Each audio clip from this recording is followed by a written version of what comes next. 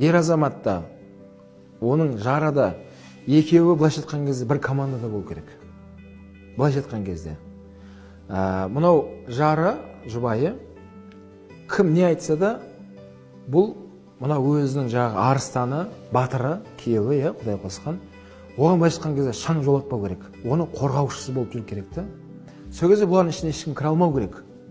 Бәсе, дұрыс айтасың, кейін кезде өзгеріп жүр, мен өзімде команданып жүрген едім деп, солардың командасына өтіп кетсе әйел адам егер, жаңағыдай өсекшілер қауымына, ол жақсылыққа бармайды.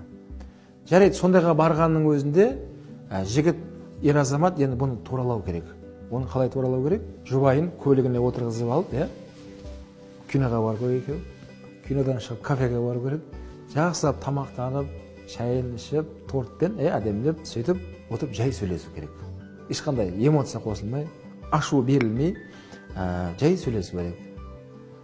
Сөйтіп айту керек. Міне, Құдай қосқан қосағымызын, Алла берген балаларымыз бар.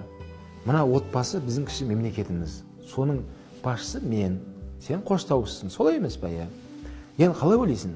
Қазір біздің мына отбасымызға сырттағы адамдардың айтуы бойынша біз осылай шешім қабылдасақ, бұның баратын жерін білесің ба деп, кішкене бұл анализ жасап беру керек жігіт адам.